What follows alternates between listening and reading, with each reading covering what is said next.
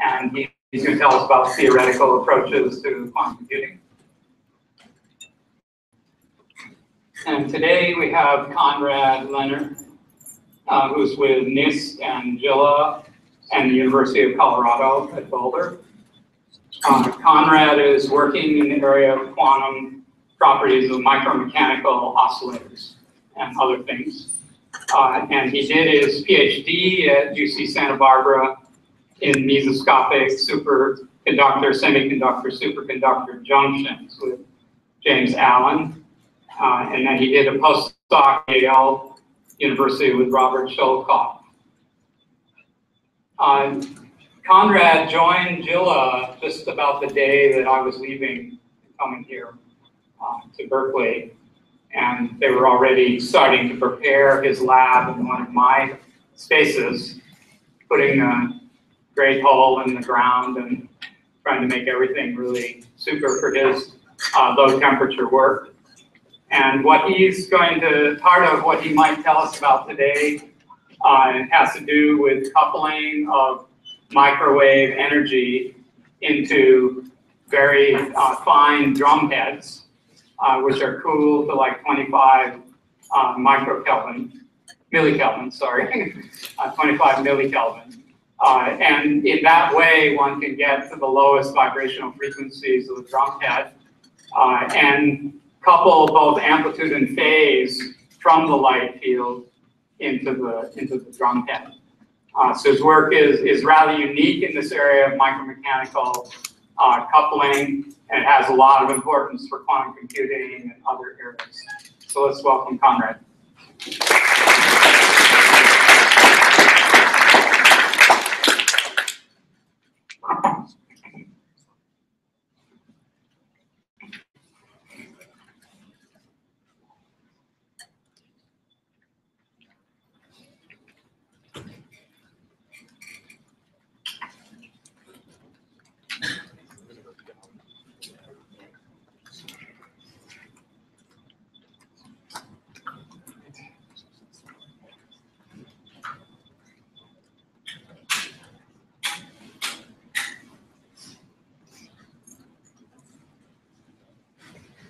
Wonderful, thank you very much. How's the microphone level? Is that right? I see a thumb up in the back, excellent. No one covering their ears at Harvard either. Wonderful, thank you so much for the kind introduction and for the invitation to be here. It's really a great pleasure to come to Berkeley. Guess I've been once before. Today, what I'm going to tell you about is really about engineered, man-made, mechanically oscillatory structures. They are small compared to everyday length scales, but really compared to the smallest things that we know how to make using modern tools of micro and nano lithography, not especially little. And these rather mundane, ordinary looking structures whose vibratory or oscillatory motion we would naturally think we should describe using classical equations of motion. I'll show you that it's not only appropriate to describe them using a quantum equation of motion, but that we now can begin to use that quantum nature of the mechanical motion of these somewhat ordinary, mundane-looking objects to begin to do useful things in the processing of quantum information. So if I think about, for a moment, where is it that kind of meter scale mechanically oscillatory structures are used in physics and physical measurements, it usually represents a kind of measurement strategy of last resort.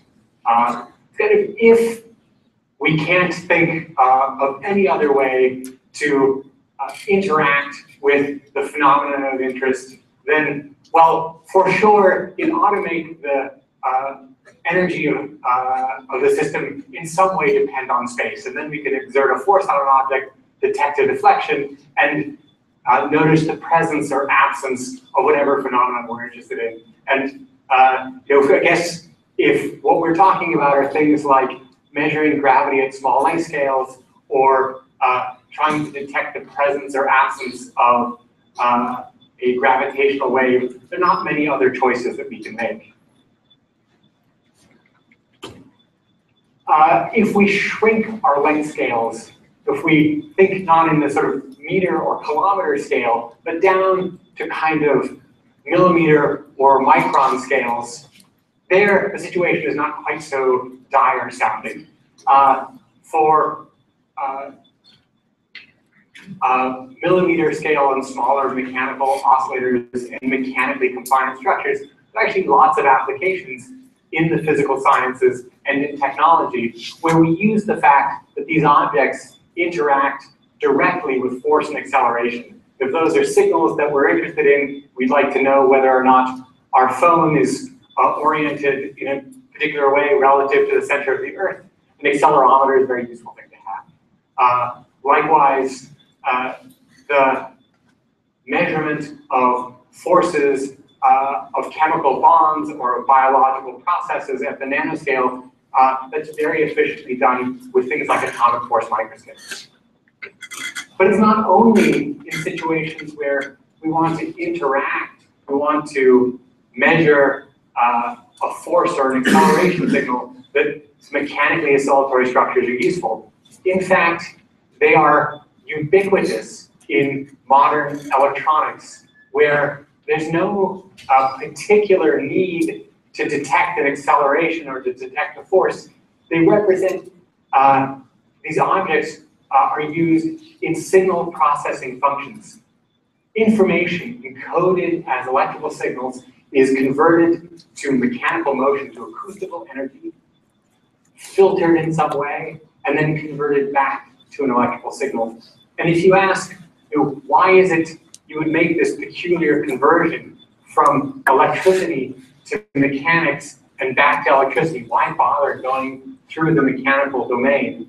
The answer, I think, at least from the perspective of a physicist, is simply that the speed of light is much, much faster than the speed of sound. And the consequence of that is to build a structure that is high quality oscillated, that is a high quality oscillator, you often build a much higher Q, much more compact structure if what's oscillating is stuff moving in space and not just electricity. And so this fact that we can exploit the essentially the slowness of the speed of sound to build high Q oscillatory structures is used in all of our modern electronics in functions of timing and in filtering. So the question that we ask ourselves is whether we should be using the signal processing power of mechanics, of acoustics, not just for processing classical information, but for some application in the processing of quantum information. So in particular, what I'll tell you about today is the work we do where we endeavor to use small mechanically oscillatory structures, compliant objects, as memories. We take information encoded in the electrical domain, move it into mechanics and store it there, and as kind of transducers, where we move information between the electrical domain and the optical domain. And in both cases, we have to do this in a way that really would preserve a quantum state. That's what it would mean to use this in a kind of quantum information process. So in the first instance, here we're just exploiting this idea that mechanically oscillatory structures are both compact and high Q oscillators. In this second example, we're really using the fact that, well, electromagnetism is linear. So microwave fields and light fields do not automatically exchange energy. In vacuum, they will just happily pass through one another. We need some way to create an interaction between them. And if there's no other way that we can do that, we can always make them both interact with a single mechanically oscillatory All right. So the first kind of structures I'll tell you about are structures built entirely in a way that makes them compatible with integration with superconducting electrical circuits. And it's in these superconducting electrical circuits that there's now extraordinary ability to process quantum information. One can build small scale, kind of demonstration level machines that perform quantum algorithms. You can, in fact, factor the number 15 using little superconducting transistors. It's still 3 times 5. But the algorithm you use to determine that is the quantum Shor's algorithm. And the kind of structures I'll talk about are built from the same materials using the same kind of strategy that would allow them then to be integrated with circuits like this. What we will do is attempt to store information in the mechanical motion. So for a while now, what we work with are inductor, capacitor, resonant circuits. An inductor, here drawn as a cartoon, as a sort of spiral, and the capacitor, 2 parallel plates. You know, I understand that not everyone loves electrical circuits as much as I do, but hopefully the single inductor and single capacitor, not too foreign. What we build are structures which have an electrical resonance at a few gigahertz. Electrical energy will slosh between the inductor and the capacitor at about, say, 7.5 gigahertz. That frequency scale is important because at those frequencies, inside of the ultra-low temperature environment, that you can go and purchase a machine that will create a thermodynamic temperature cold enough that a circuit like this is in its quantum mechanical ground state just by virtue of refrigeration alone. And at that point, we can begin to think about the electricity in this circuit as a genuine quantum object. We'll have a way to introduce energy into that circuit or take it out just by imagining we have a wire that sort of slides by, and there will be some kind of interaction where microwave fields running along this wire can enter and leave an LC circuit. And now all we do is build that capacitor in a way that is mechanically compliant. So in cartoon, just imagine that the upper plate of this parallel plate capacitor is built in such a way that it will flex up and down and vibrate. And in this case, vibrate at some rather lower frequency at about 10 megahertz. In doing so, it will change the resonance frequency of the LC circuit. If I pull those plates further apart, the resonance frequency will go up, and vice versa. The way we build that, the object that we build, it's shown here in a scanning electron microscope image. The light-colored stuff that you're looking at, that is superconducting aluminum. It's sitting on a substrate, a flat plane made of sapphire. We have artificially colored it blue. The sapphire is actually clear. And what you're looking at here is 2 plates of metal, one above the other. What you see primarily is that upper plate of metal. You only see the lower plate sticking out around 4 points along the circumference. The upper plate is sitting on the substrate around the circumference, but it's kind of buckled or blistered up in the middle. And if I went in there with a little sort of micron-sized hammer and whacked this object right in the middle, it would ring. It would oscillate like a drum head does. So those 2 layers of metal, the lower one we only see poking around the bottom, and the upper one, they come within about 50 nanometers of each other. They don't touch. And so now what we have is some way in which mechanical motion will interact with the electricity stored in that circuit. So I can, as a kind of a professionally trained electrical engineer, I can draw a circuit model of that object. The transmission line that carries microwave fields that slide by on top, some mutual inductive coupling to an inductor capacitor resonant circuit, and here I have to mix in some way mechanical and electrical symbols. There is a mass on a spring. The motion of that mass alters the gap between those capacitor plates. And if I ask, how do electricity and motion couple in a system like this? Well, it's a pretty simple exercise to understand that if I were to impose a voltage across a pair of capacitor plates, that there would be a force between them, an attractive force. The attractive part sounds plausible, but I didn't tell you which sign of voltage I applied. So you probably believe me that in fact the force is proportional to the square of the voltage across this capacitor. And in fact, you can write down a classical Hamiltonian, which tells you that this electrostatic force and displacement couple in this simple way.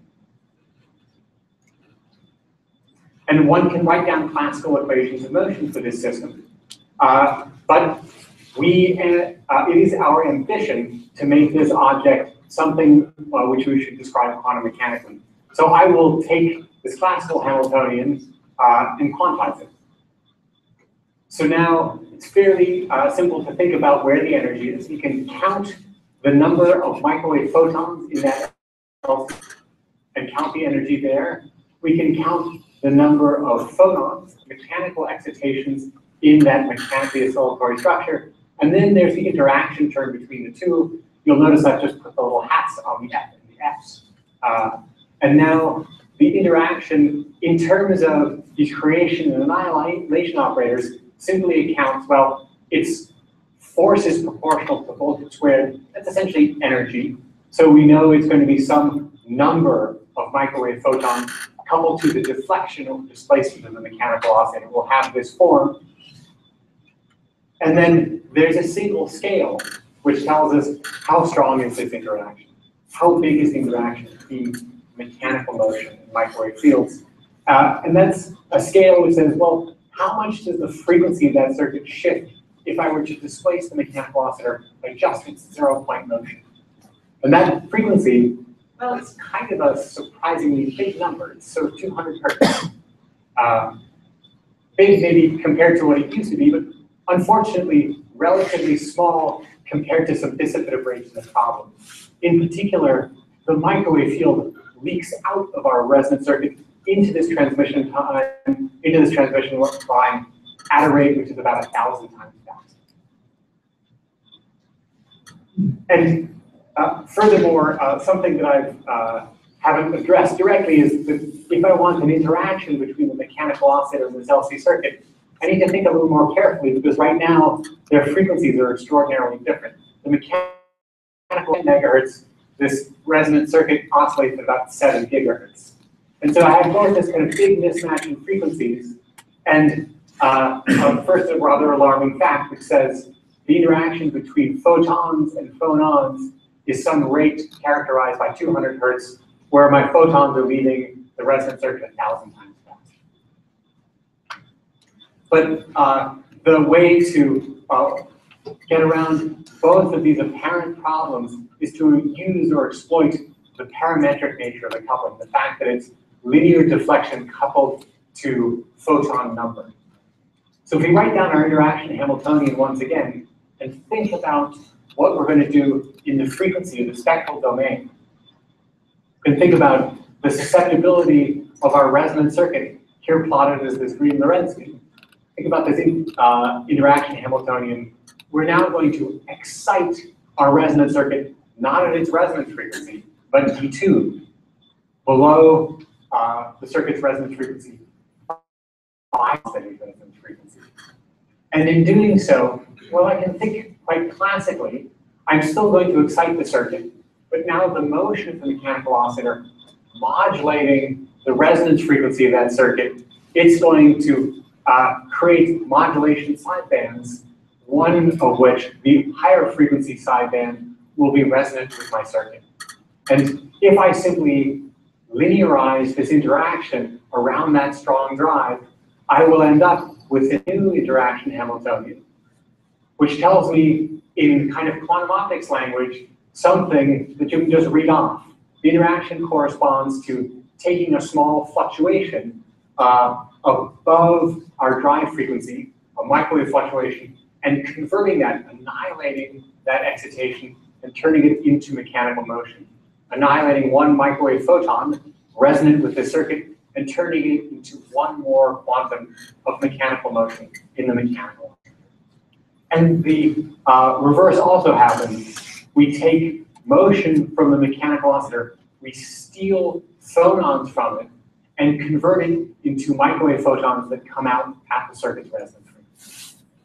And so in our linearized interaction, we have a kind of beam splitter interaction that swaps microwave fields resonant with the circuit for mechanical motion, resonant with the mechanical oscillator, and vice versa.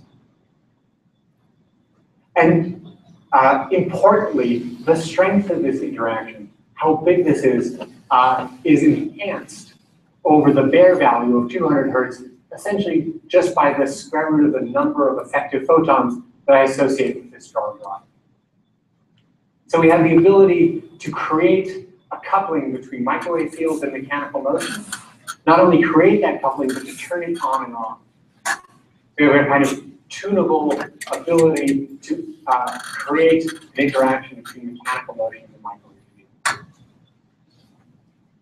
And we can think of there being a kind of rate at which a microwave field running through our transmission line would be converted into mechanical motion, and mechanical motion would be converted into a pulse of microwave field that propagates away in our transmission line.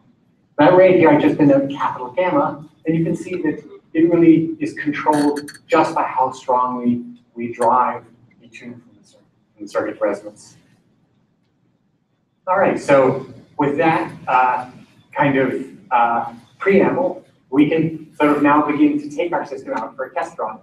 We'll build a little microwave interferometer. A little microwave generator makes a tone detuned from our circuit's resonance frequency that turns on the interaction between the mechanical oscillator and the resonance circuit. The mechanical oscillator is simply something which is sitting in equilibrium with the thermal environment. Well, we will convert thermal excitations in the mechanical oscillator into new microwave photons resonant with the circuit that weren't there before. Those will leak out, and then we can detect them using a very sensitive microwave detector. Convert that into mix that down to some convenient frequency, look at some voltage as a function of time, or the Fourier transform of that voltage, which will show us in frequency or spectral domain the presence of a little narrow peak where at exactly the frequency of our mechanical oscillator. These are microwave photons up somewhere at 7 gigahertz, mixed down now back to the mechanical oscillator's resonance frequency, and they correspond to the measurement of the random thermal motion of that oscillator as it quivers away at about 20 milledegrees above absolute zero. That corresponds, by the way, to about 40 thermal excitations on average. 20 millikelvin, plenty cold to put our 7 gigahertz electrical circuit into its quantum ground state, just by virtue of refrigeration, not nearly cold enough to put our mechanical oscillator into its quantum ground state.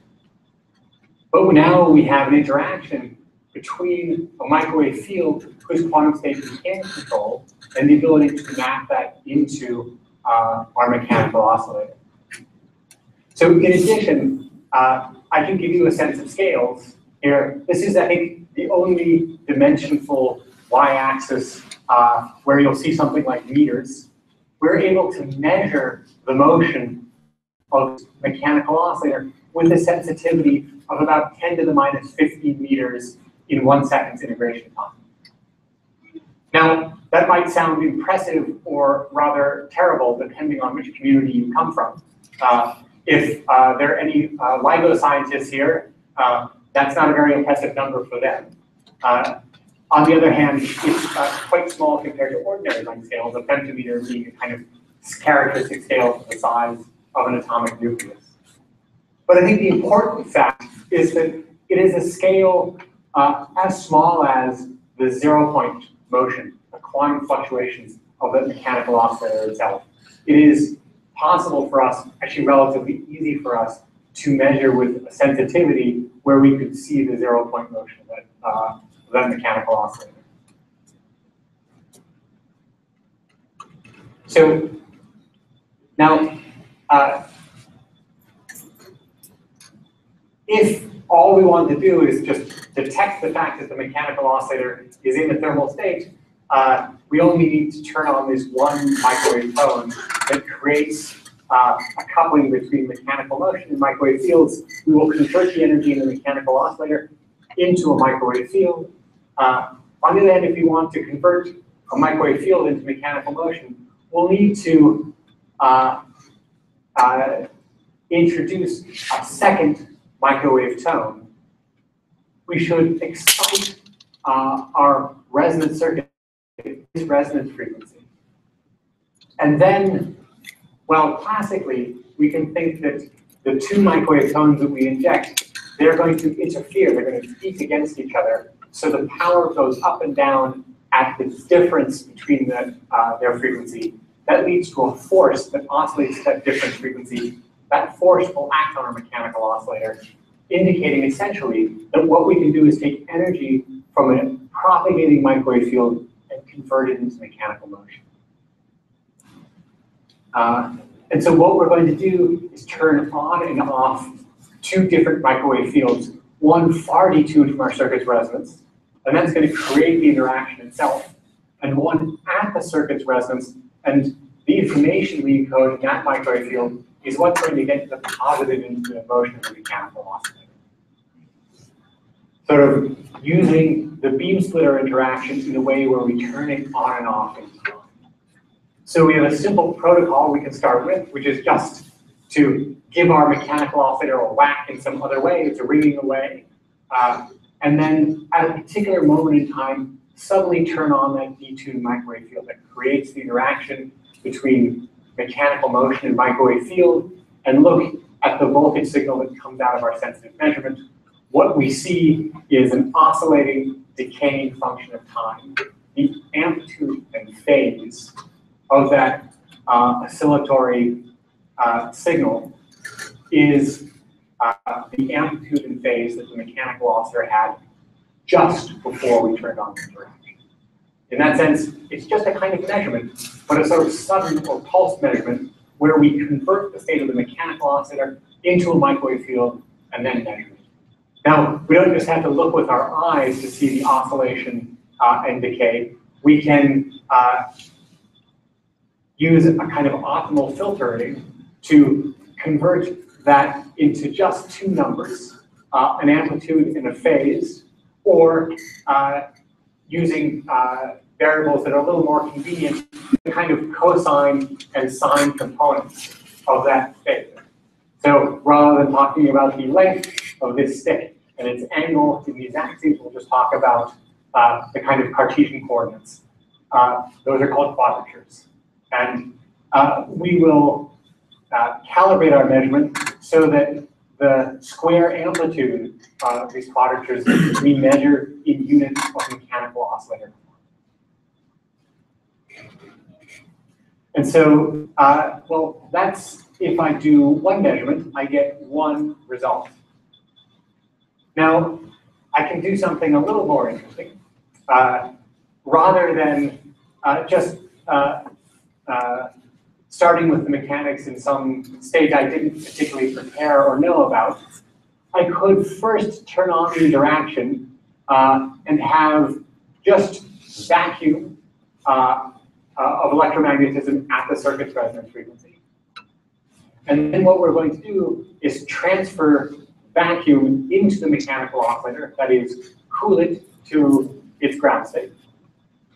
And then turn off the interaction for some time, and then turn the interaction back on, the microwave field that comes out, I interpret as a measurement of the state of the mechanical oscillator after I've prepared it. And in doing that, well, I do it once, I get one point in this kind of quadrature space, which I will now call phase space. If I do it, say, 2,000 times, I get a dense cluster of points. That's kind of a direct visual representation of my statistical knowledge of the state of that system. If I repeat this protocol 2,000 times, the 2001st time, I'm pretty confident that another measurement will fall inside of this kind of dense cluster of points with some statistical certainty. It's a kind of direct visual representation of the density matrix of the mechanical oscillator. If you like quantum optical quasi-probability distributions, I guess this is sort of the Q function. Now, we don't just have to wait 100 microseconds between preparation and measurement. We could wait,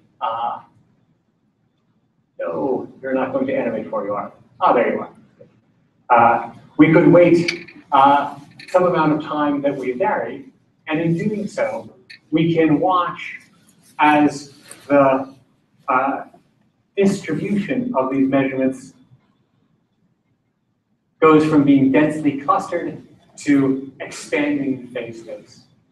In some sense, we are watching the mechanical oscillator warm up, not so much just by energy entering the mechanical oscillator, but really by entropy, that is to say, volume and phase space.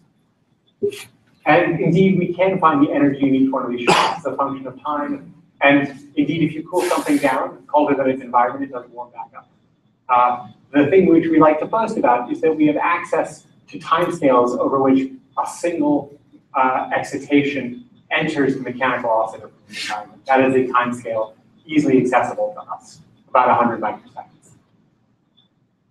So we can do something more interesting than just remember zero.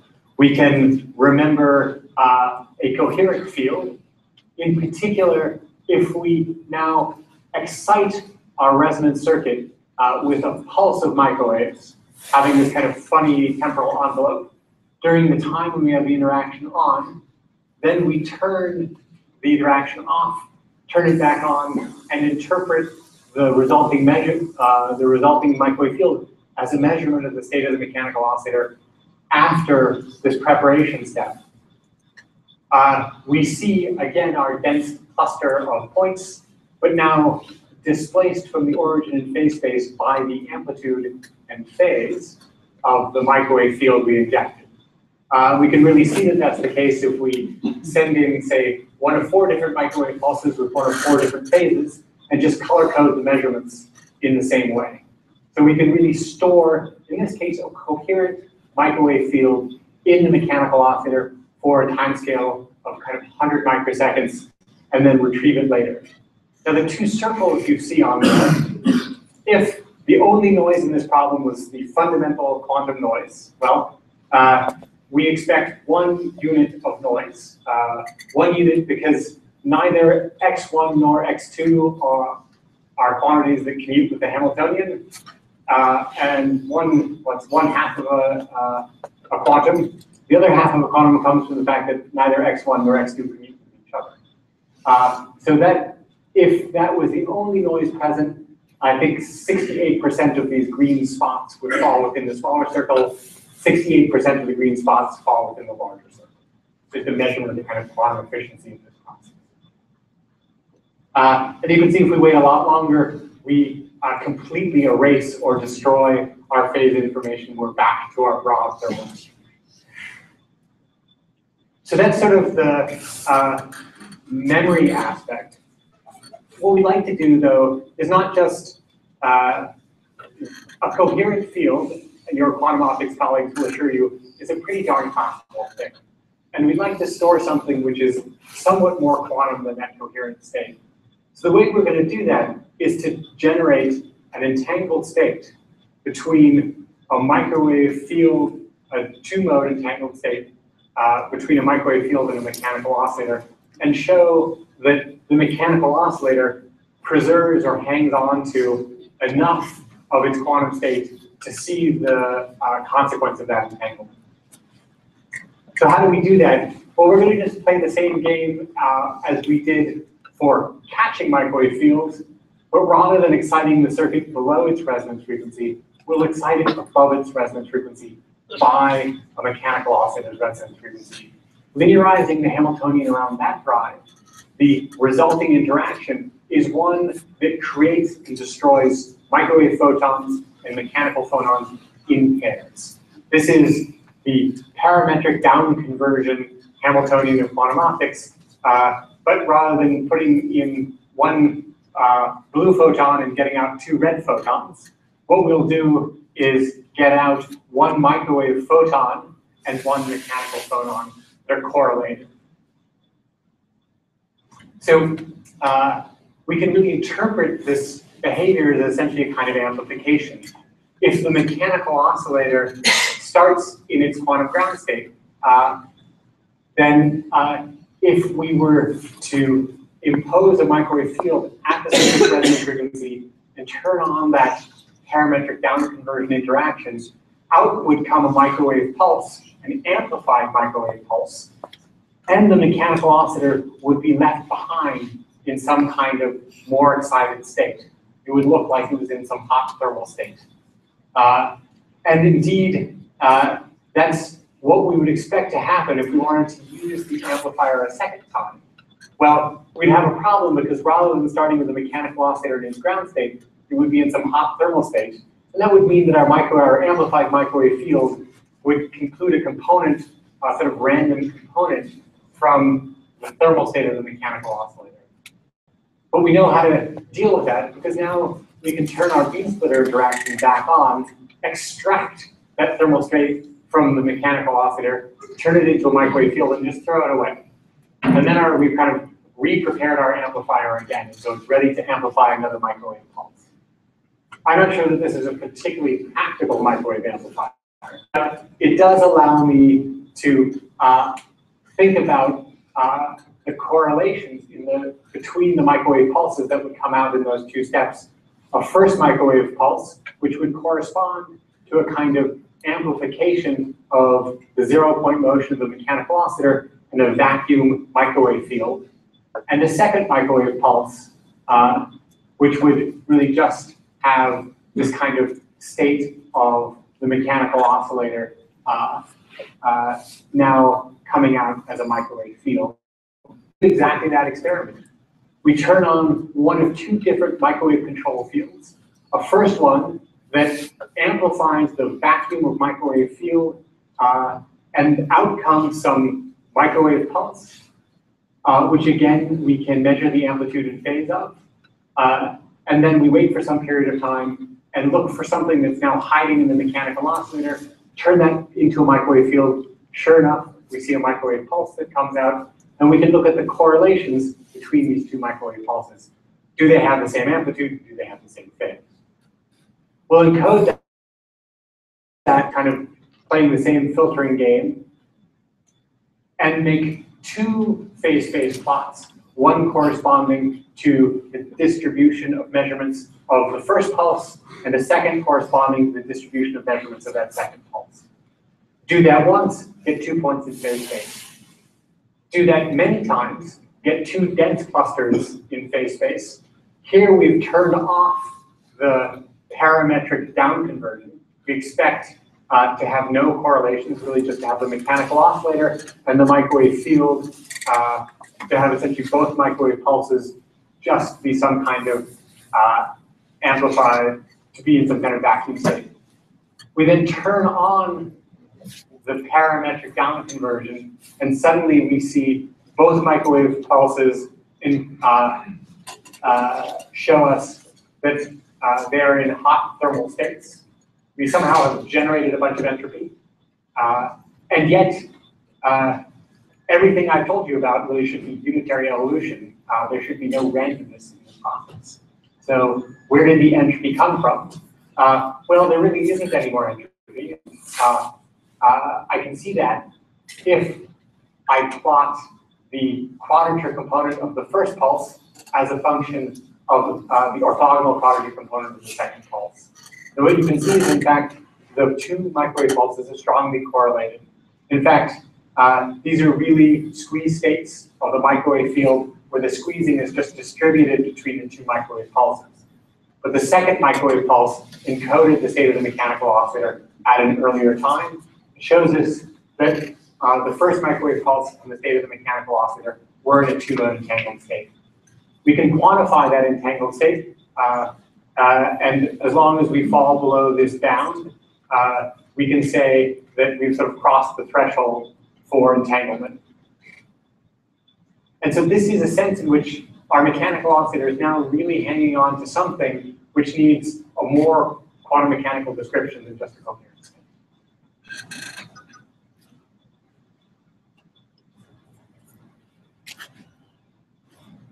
So that's a story about using a mechanical oscillator as a kind of memory for propagating microwave fields. If there's any instance where there's information stored in a microwave field propagating in a transmission line, we could turn it into mechanical motion, hold it there for a period of time, many orders of magnitude longer than it would have lived if we left it in the microwave field, screaming at 2/3 the speed of light across a 1 centimeter chip.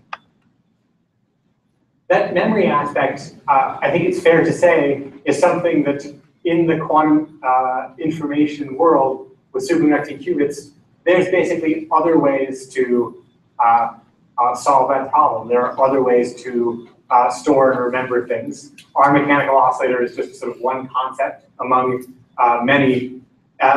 What I'd like to tell you about now is a different application of mechanical oscillators in the quantum information world, one that's maybe not quite as advanced, but one which I think is fairly special in the sense that there are not many other ways that one can imagine doing this. So what we like to do is to take the information that's stored at microwave frequencies and convert it without any disruption of the quantum state into a propagating light. And this is work that I do in close collaboration with both Cindy Regal and Ray Simmons, my colleagues at JILA and at NIST. The essential problem that we want to solve is it's wonderful to be able to process quantum information at microwave frequencies, but to do so, you have to operate at ultra-low temperatures inside of some kind of millikelvin prism, to call it the dilution refrigerator.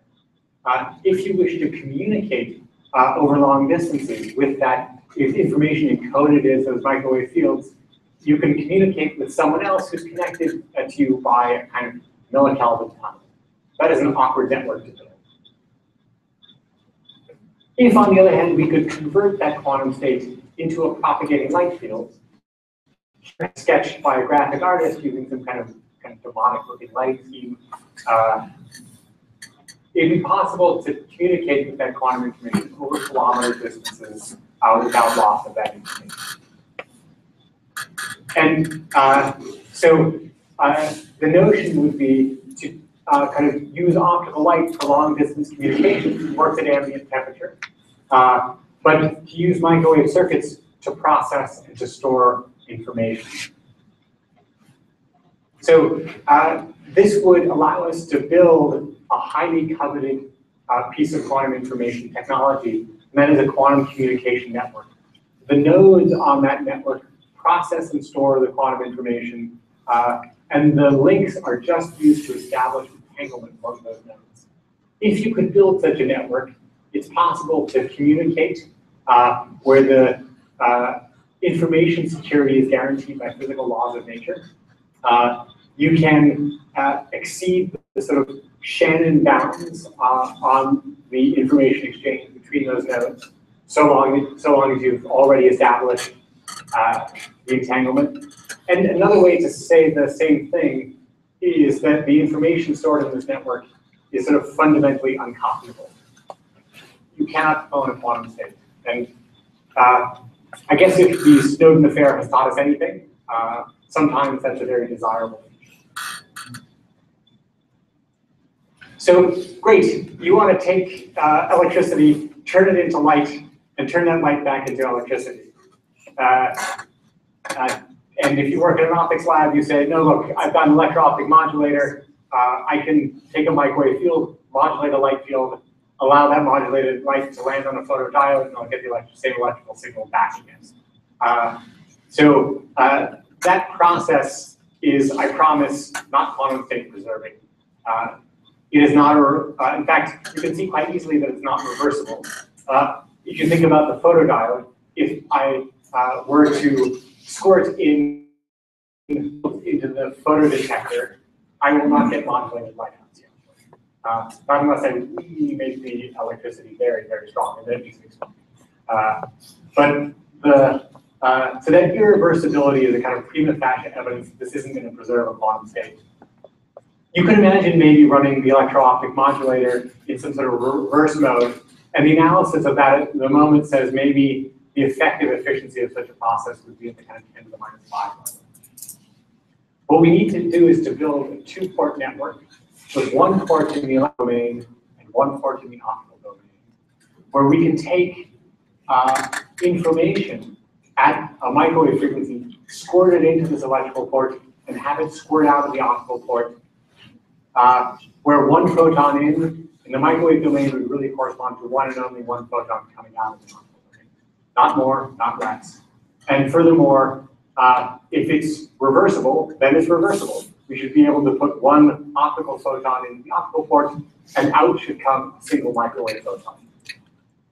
So what we can identify is a kind of classical network behavior that is a prerequisite for preserving a quantum state. And that's the kind of, that's what I'll show you we've done. So we need a kind of number preserving physics, one photon in, one photon out. It has to be kind of have a bidirectional reciprocal character. It works as well turning microwaves into photons, into optical photons, as reverse. And well, pretty clearly it should also be reflectionless. If you squirt in a single microwave photon, you don't want anything bouncing back at it. You have to completely absorb that.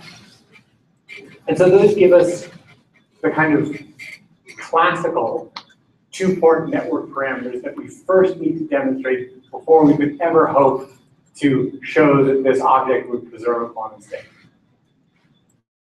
So inside of that black box, I guess there are a few other concepts. Those using maybe an electro-optic modulator run in reverse, at least theoretically, that has been proposed. There's an interesting idea about using ferromagnetic systems as kind of electro-optically active structures. And then there are kind of more nano versions of the same thing that I'll tell you about from Andrew Thielen's group at Santa Barbara.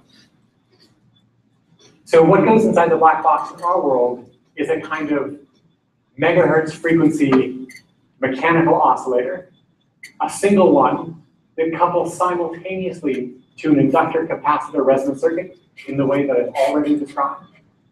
And one that, and that same mechanical oscillator also couples to a high finesse optical cavity.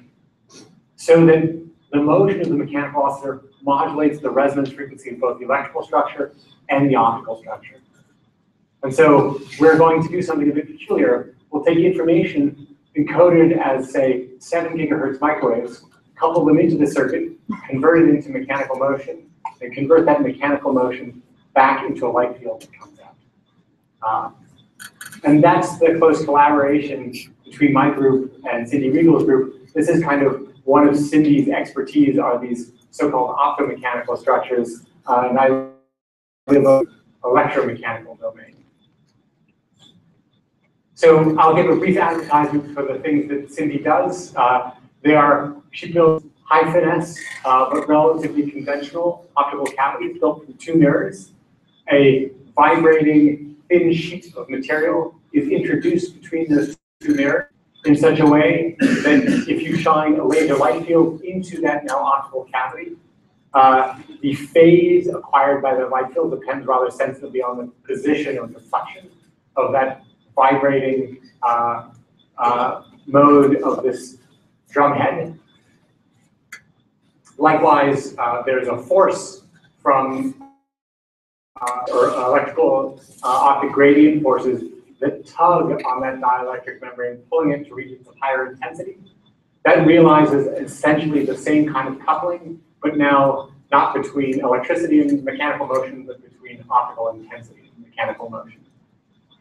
So the thin sheet of material we use is the stuff called silicon nitride.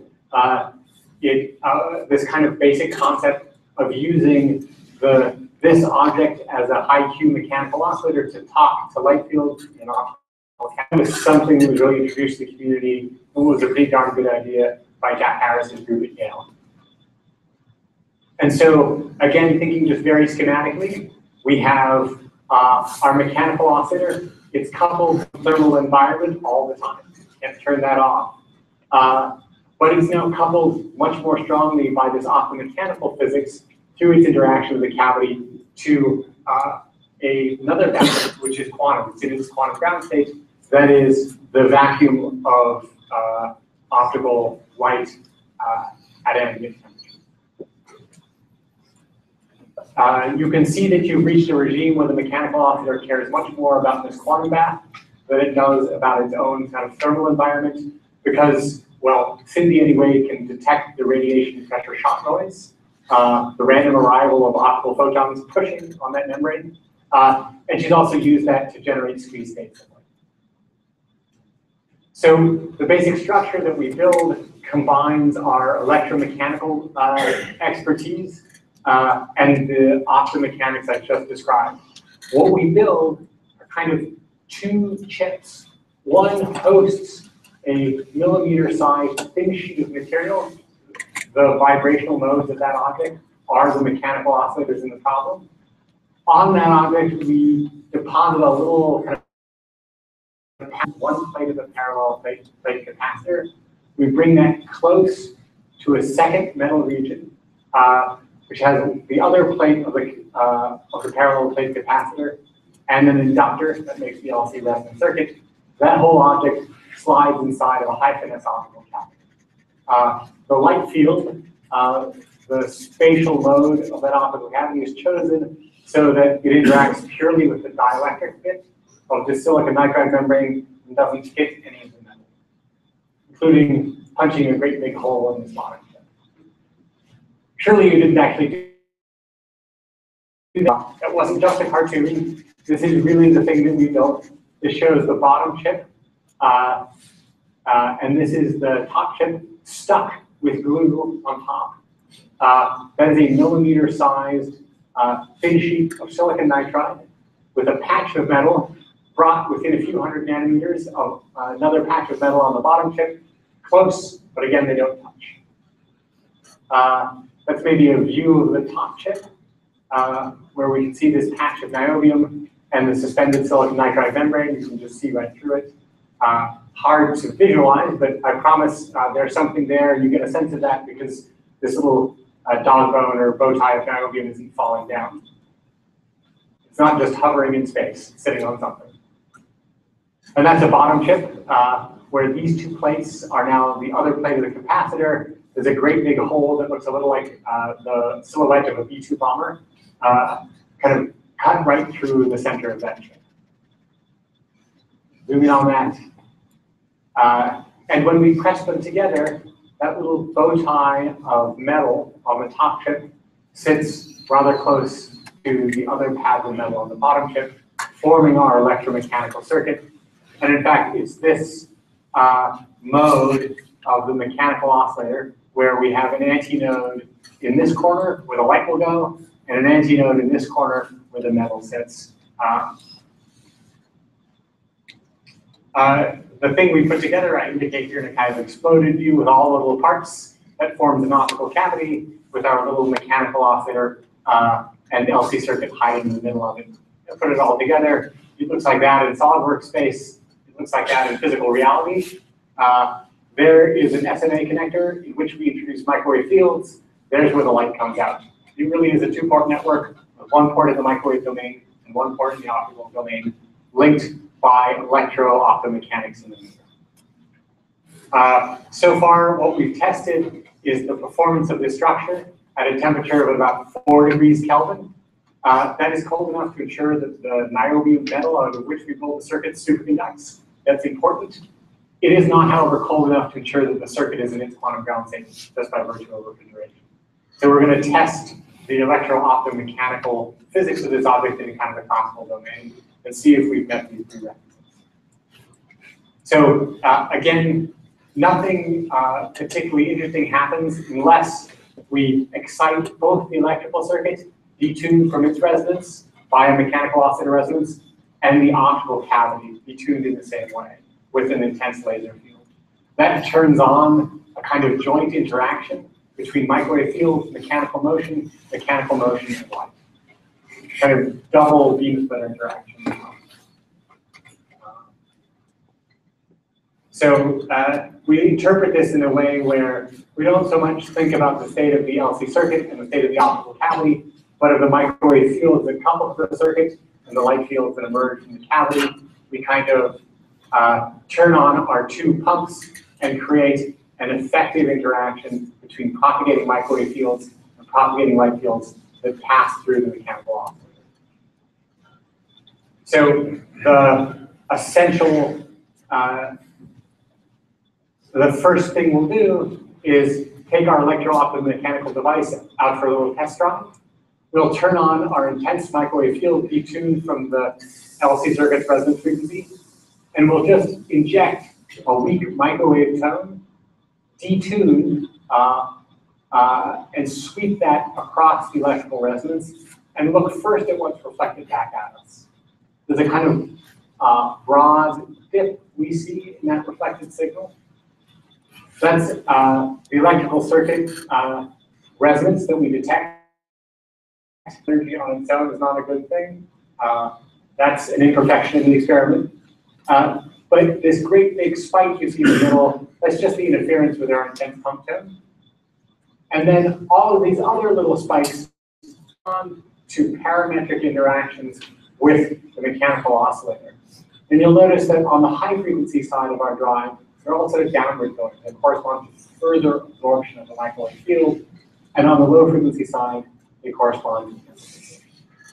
Notice that they really do poke above 1. It's really amplification. If we look at this little spike right here, close to the resonance of our circuit, that corresponds to this 2-1 mode of the mechanical oscillator. We zoom in on that and plot the units of the detuning of our weak probe tone between our intense pump. And we can detect this dip where some microwave energy appears to be absorbed. But in fact, it's not absorbed at all. And I can see that it's not absorbed by looking at the light coming out of the optical cavity, detuned from the laser light field in the same way. And what we can detect is exactly the same kind of Lorentzian profile, showing us as we absorb the microwave field we inject, we emit a light field. And these are really calibrated units here. Something like 50% of the amplitude we inject bounces back at us. That dips down a lot less, and we get out just about 50% of the amplitude.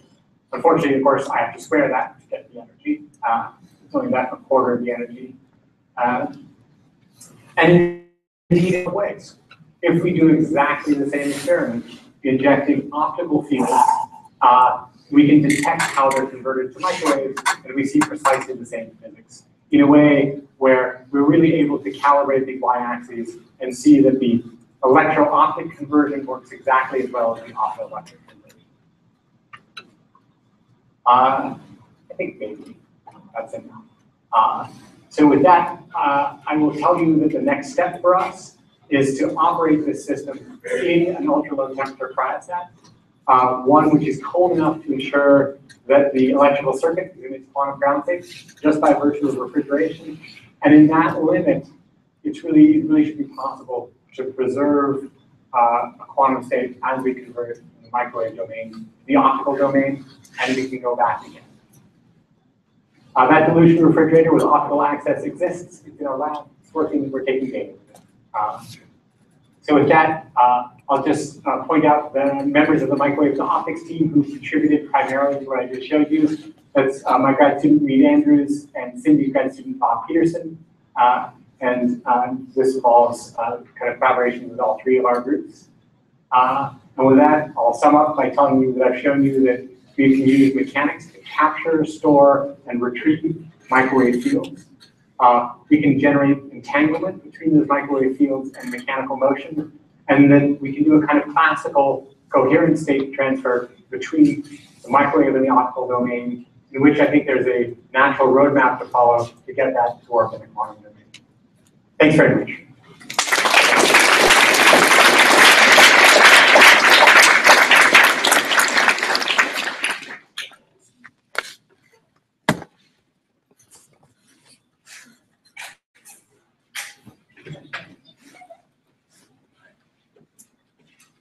Would you like me to call on people or go ahead. Sure. So what kind of efficiency of conversion do you expect to get from a first line of the device you So I can tell you that in the end, the end-to-end efficiency, counting every bit of loss, was about 10%. And we know a number of, we know essentially where that inefficiency comes from. And we think that the low temperature version of this with a few technical improvements will operate above 50%, probably not at 80%, sort of in that 50 to 80% range where we expect to end up. Above 50% becomes interesting. That's maybe the perspective I have.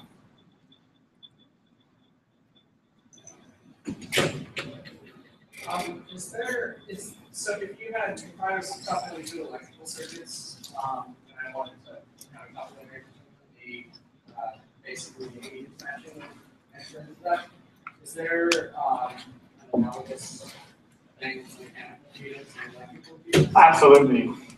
So the whole story with impedance matching, in the kind of way I ended up talking about it here, really reduces impedance matching turns out really to be matching of rates. And so what we want to do is match the rate so in the electro-optomechanical system, we need to match accurately the rate at which we convert microwave fields into mechanical motion and the rate at which we turn mechanical motion into optical light. It's only when those two rates are really equal that you get unit efficiency conversion. And fortunately, in our system, it's possible to tune those rates. We can adjust the strength of our detuned microwave field and that detuned laser light field so that those rates really become equal. It's not something that we have to manufacture in place. It's something where we can build the device and adjust. I guess the other aspect of impedance matching in the pure electromechanical domain, you might have wondered why it was that the temporal envelope of the microwave pulses that we caught were sort of rising exponentials and suddenly cut off. What we did was we matched the strength of our detuned tone, which gives us a kind of rate of itinerant microwave field, to mechanical motion coupling. We coupled that rate. We matched that rate to the rate of exponential rise. And that corresponds to a kind of impedance matching. It's also a sort of choice of the right temporal envelope, to say, but these turn out to be the same. Go ahead. I'll get you. It seems to me that you might be able to figure the characteristics, the physical characteristics of your system using classical mechanics. That is, the physical properties of your oscillating drums, the speed of sound, for example. That was the first question. The second question, you would expect that your system will scale up with macroscopic dimensions. So to answer the first question, I would say that, if I'm completely honest, the equations of motion describe the system.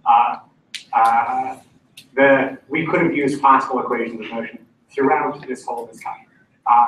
The only real potential exception to that would be when we were doing the kind of two-mode entanglement. But even there, it was still represented Gaussian states, and those statistics are incredibly classical. And so the degree to which one can distinguish the predictions of classical and quantum physics when you're dealing with really linear equations of motion and Gaussian states, this is a sort of well-known problem in quantum optics, and this is pretty non-classical. So certainly all of the properties we do not calculate the resonance frequency of our mechanical modes using quantum equations of motion. We put it in console, we don't put any hats on anything. I would say that everything we do up to now can really have a classical or at least semi-classical description. As far as scaling up goes, it's already pretty macroscopic in my opinion. The scale of structures here, the physical size of the mechanical oscillators that we're using in the last part of the talk are 1 millimeter on side. You don't need a microscope to see them. Okay, it is also fair to say that the total deflection we achieve are sort of in the femtometer domain. So the actual objects themselves are big. They correspond to a kind of close to Avogadro's number of atoms participating in this collective mode. They're pretty macroscopic in that sense. So I think, in some sense, it's not clear what boundary makes it more macroscopic rather than a kind of emotional state. Like, I was thinking increasing power in, power out. Oh, I see. So, what's the power handling capability of something like this? That's a fair question. Thousands of microwave states that correspond to maybe thousands of quanta of energy would still be treated linearly by our circuit.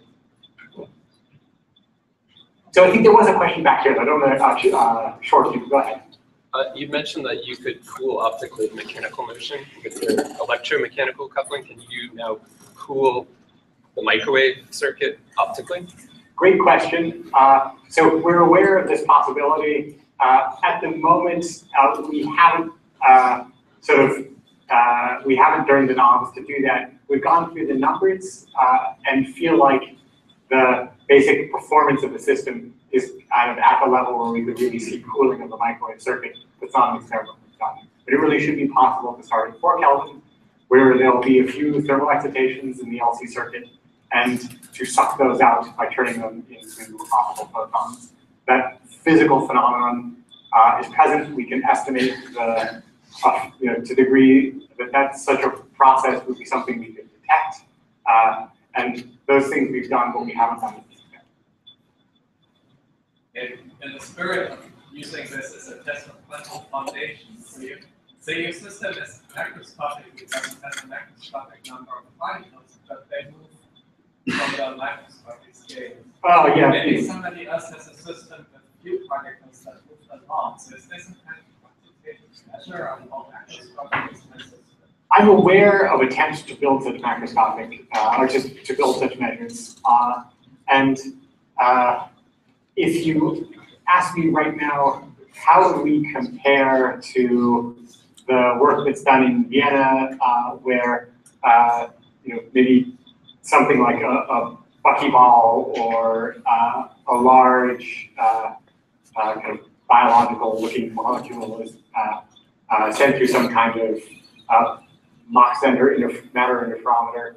I don't know the fairest comparison, but I think what they would say to us is when you get a state which is really non-Gaussian, then we'll make that comparison.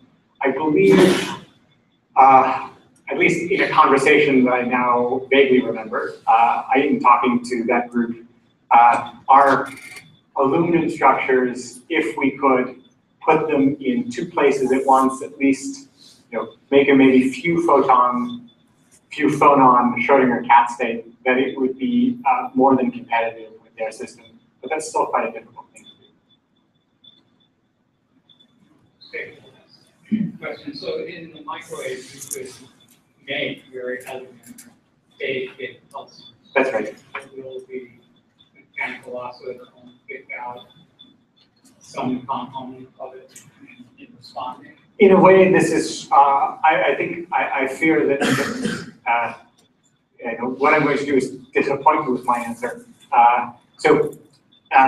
In the end, what we get to do is take whatever complex temporal envelope we have and really represent that as the state of a single oscillator. So in some sense, no matter what the temporal envelope is, if we can catch it just right, what that really corresponds to is treating that as one and only one mode. So it is not a multi-mode system. There's no sense in which the microwave pulse that comes in, which you could interpret as maybe corresponding to the state of 3 or 4 or 5 different harmonic oscillators, that all 5 different harmonic oscillators would be sort of simultaneously stored in the mechanics. On the other hand, there is a cute feature, which is that we can absorb a pulse with a particular temporal envelope. And we can do that essentially within constraints in an arbitrary shape. And then release it with a different arbitrary shape that we choose. And this is something that we now do. Thank you, Konrad.